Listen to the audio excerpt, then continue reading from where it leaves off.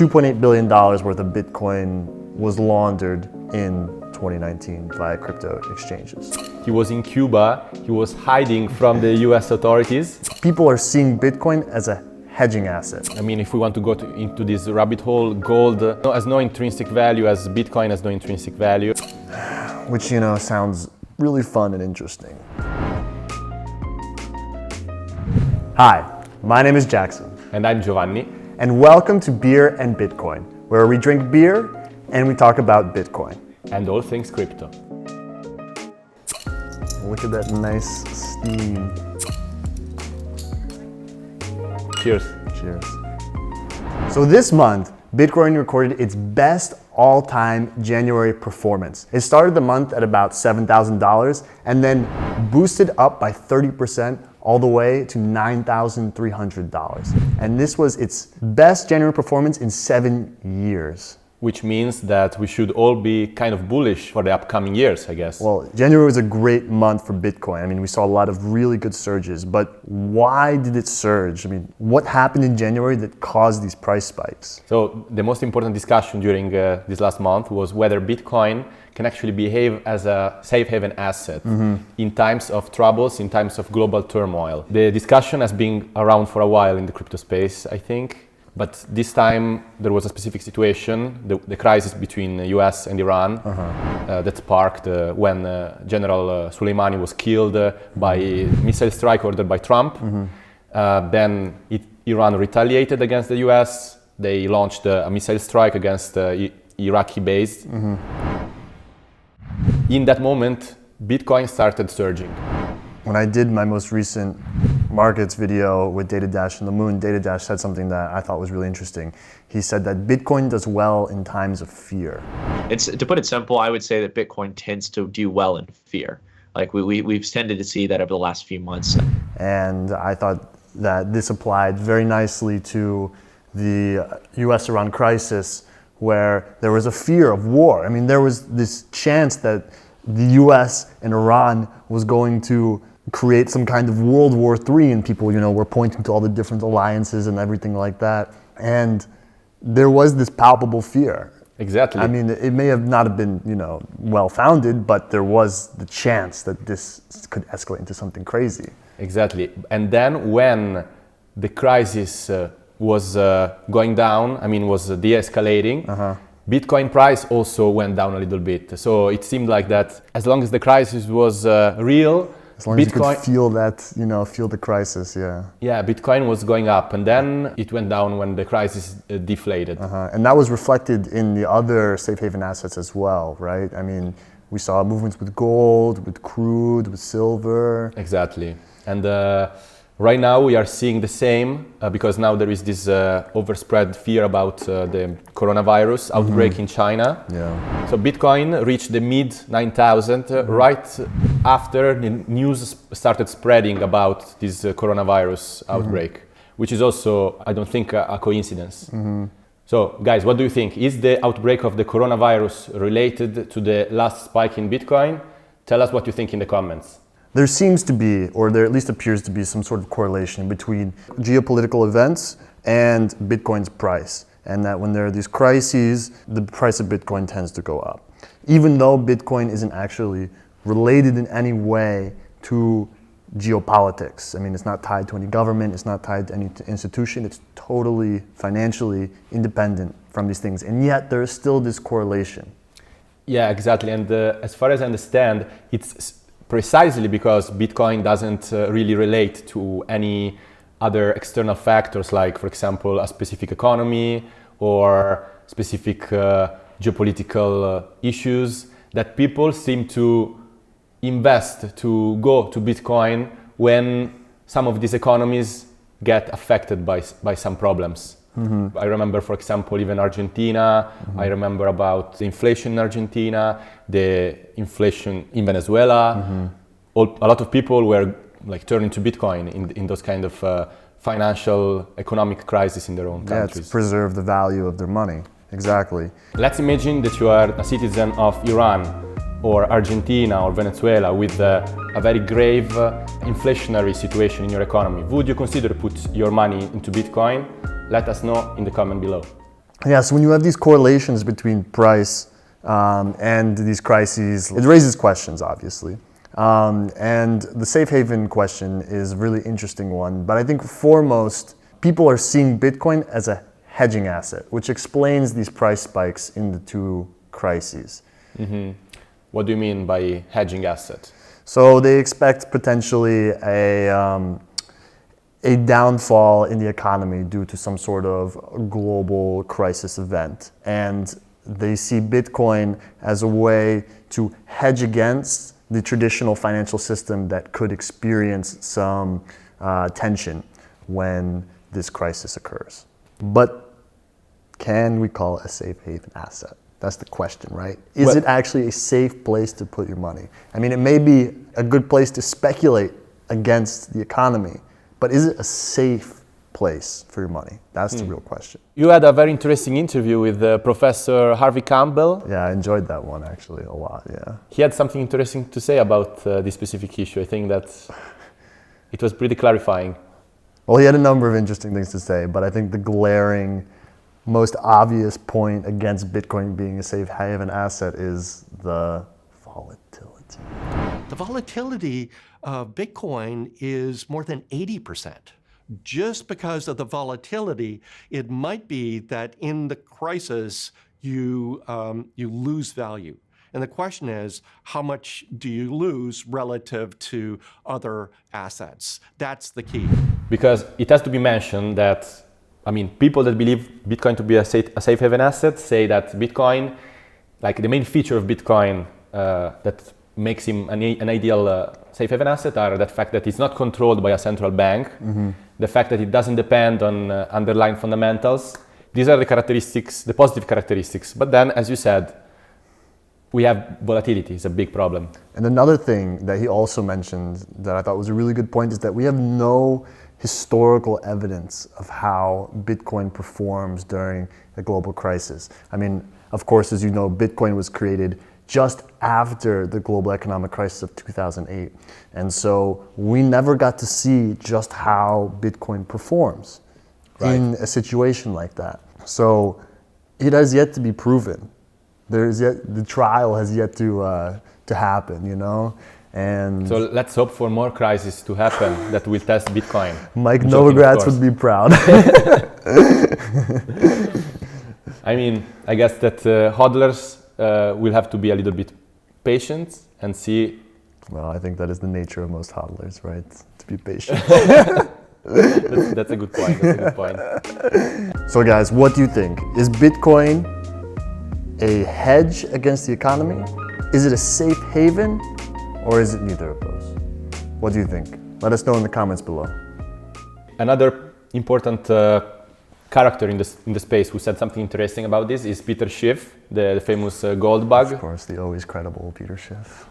So yeah, the guy is a big fan of gold and a bit more critical towards the digital gold, which is Bitcoin, of course. A bit is a soft way of putting it, yeah. Peter Schiff is saying that this surge in Bitcoin price during the crisis was not something caused by genuine market reactions. It was more like a pump caused artificially by speculators who are trying to drive people to think that Bitcoin is a safe haven. They just start speculating and they create this kind of artificial moves, which is, I guess, an interesting thought. I remember seeing this tweet, and yeah, I think on the surface it sounds interesting because it's, you know, it has this like nuanced complexity to it. But I mean, at the end of the day, if you're speculating on something being something, then aren't you just kind of feeding into the narrative itself? If you're speculating on the narrative to be true, then aren't you in a sense like believing in that narrative? You know, like I guess the difference that Peter Schiff is making is between genuine believers in Bitcoin as a safe haven asset and those cynical speculators. Looking to take advantage of that situation. People that don't have any real values, they just look at the price going down, going up, and so on. Yeah, and my question to him is, what difference does it make? You know, if you're speculating on something that's going to happen, and then it happens, you know, and you're speculating correctly, then you are kind of implicitly saying that still Bitcoin is attracting a lot of speculators, right? And that's probably one of the problematic things, because speculations is there where volatility is there, I think. Because when an asset is very volatile, people, like speculators, want to make money out of it, right? Of course. And I think that's one of the problems which still prevents Bitcoin to be a true safe haven. We just don't have enough information to be able to say that this is a safe haven asset. And unfortunately, the only way that we get to find out the answer to this question is in the face of another global crisis, which, I don't know about you, I definitely don't want to see.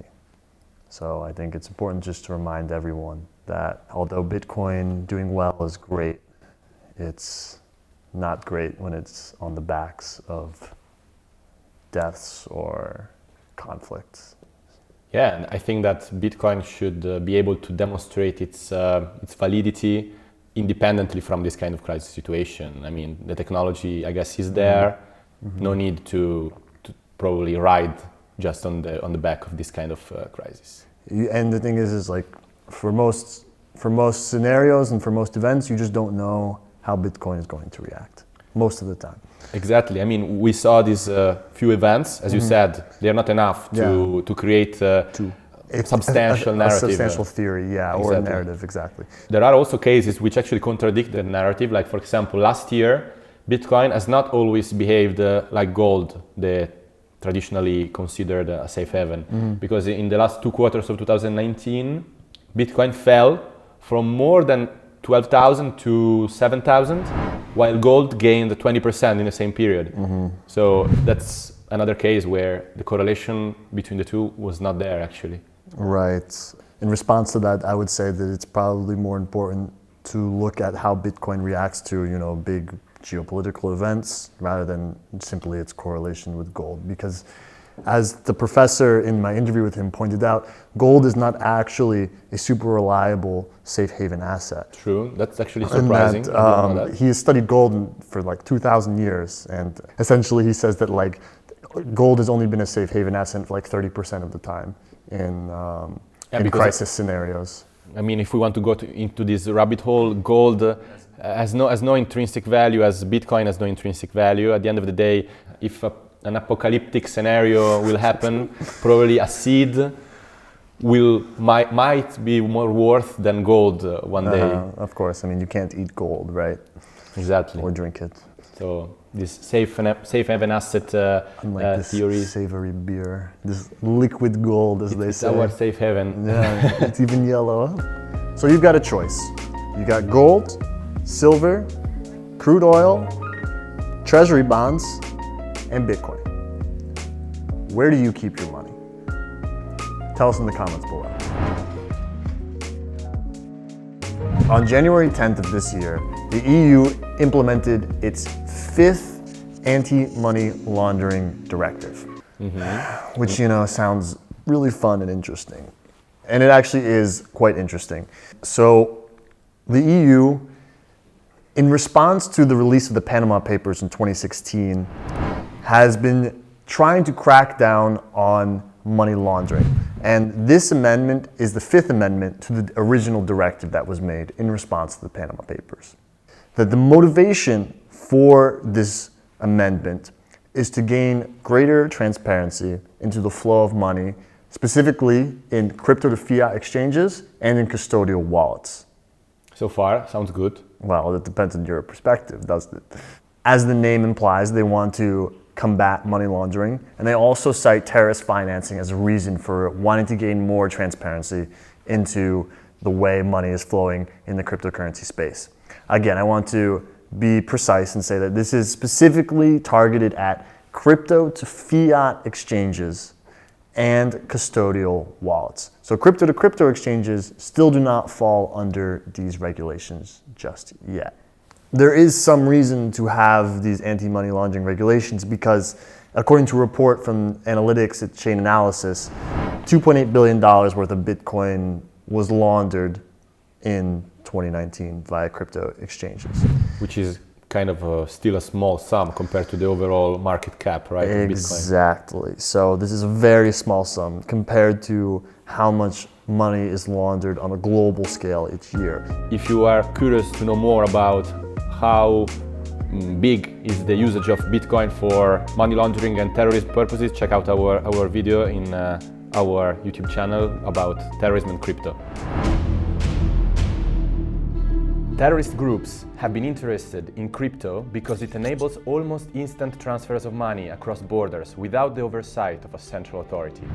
So when you compare the amount of money laundered in Bitcoin to the amount of money laundered all over the world, well, according to the UN, the estimated amount of money laundered globally is 2 to 5% of the global GDP, which comes out in terms of US dollars to about $800 billion to $2 trillion. Of course, that's a wide range, but when you compare that much money, about $1 to $2 trillion, to $2.8 billion, it begs the question, why is the EU cracking down so hard on such a small part of the economy that's laundering money? Well, I could answer this question probably making another comparison. Like, I know that like stealing bikes is not as impactful as robbing a bank, but that doesn't mean that you should necessarily allow people to steal bicycles. And that's pretty much, I guess, the same reason, the same situation with Bitcoin. Like, of course, it's a small amount of the whole economy, but that doesn't necessarily mean that it shouldn't be regulated and bad actors persecuted for it. I think that we should draw a line in between two important concepts here. One is anonymity, and the other one is privacy. So I think that privacy is a good thing, anonymity not necessarily.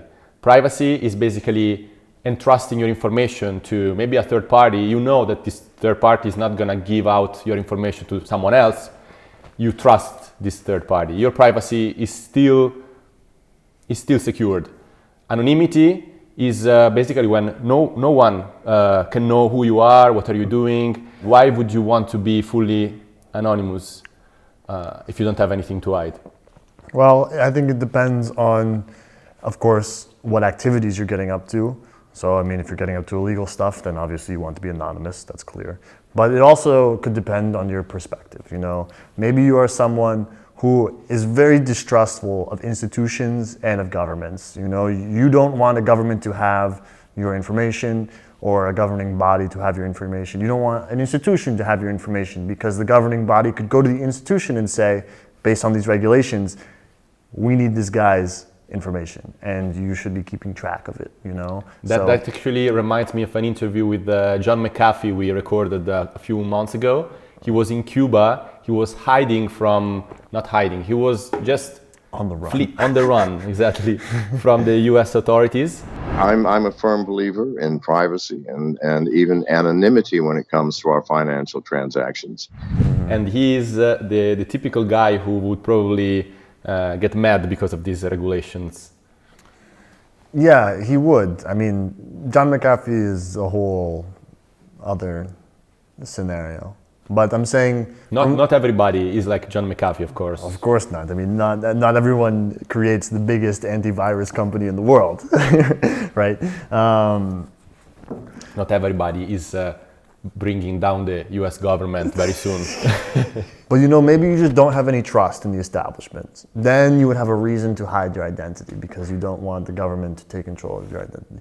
Of course, you know, I'm not saying that this is a valid mindset, but I'm just saying these are the perspective that someone could have.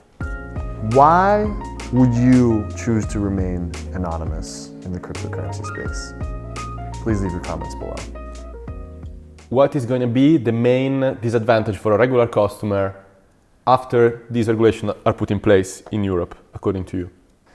The thing is that as a user of a platform, of a crypto to fiat exchange platform, of a custodial wallet, you will have to provide more information to comply with the KYC standards that the company is supposed to uphold. So what this does is this ends up raising the bar for what it costs to exist, just exist as a company within the EU.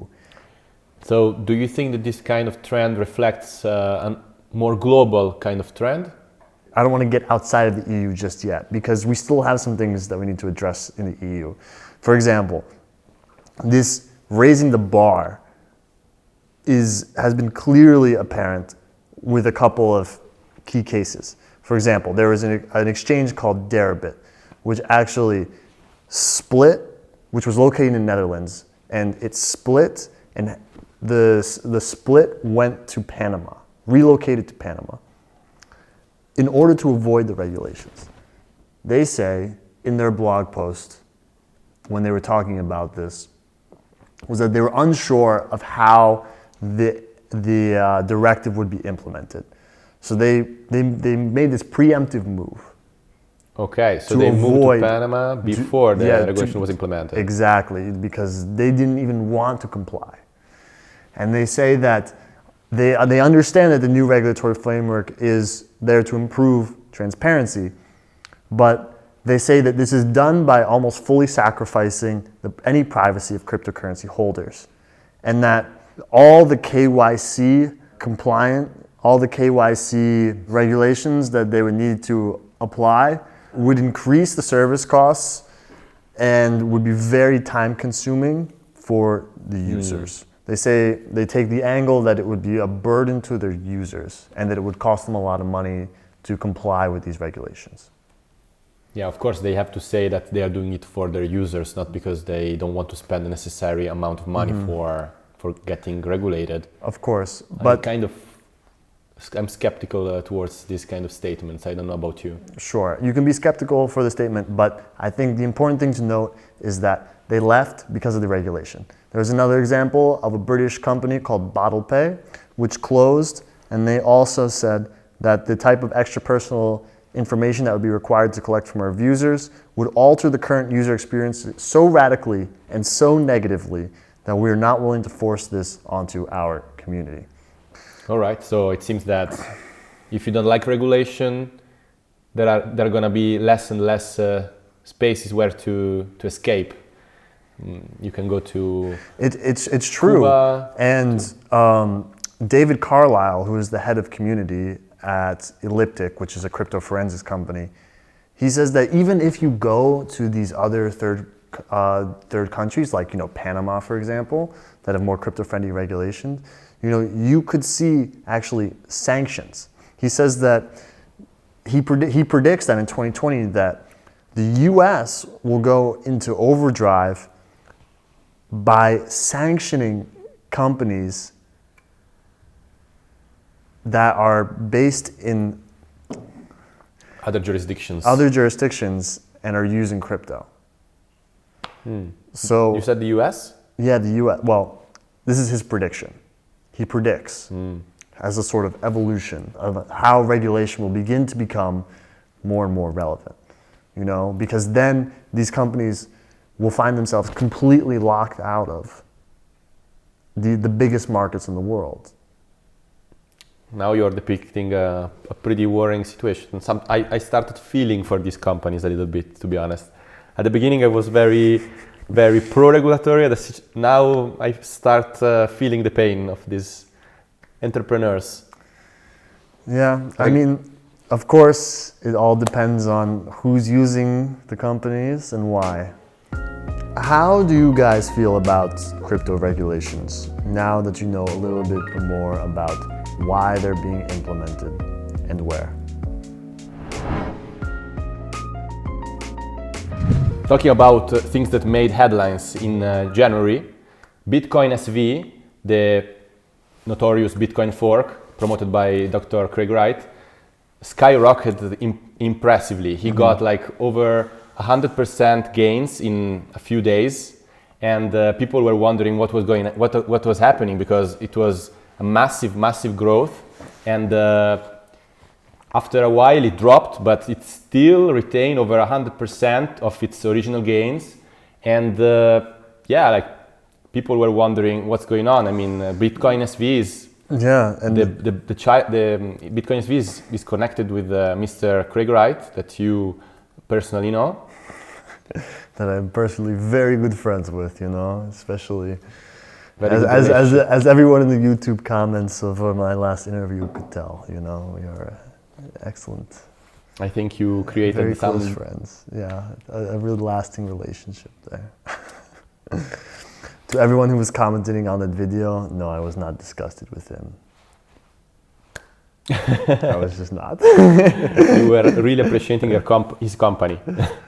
No, I mean, it was interesting to talk to him for sure. Like, of course, I have to be skeptical about what he's saying because it can't be proven. That doesn't mean I despise him. I like your skeptical gaze.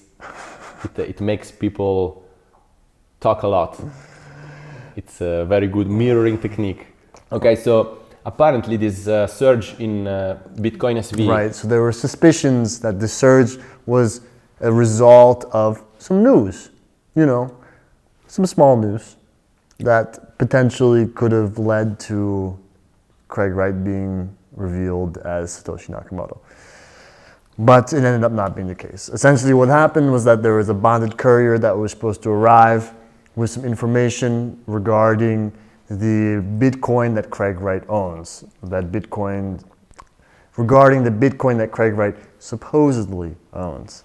That Bitcoin has links to the original Bitcoin that was mined by Satoshi. So it was suspected that in this courier there were the keys to the wallets that Craig Wright allegedly has his Bitcoin located, which is also allegedly Satoshi's Bitcoin.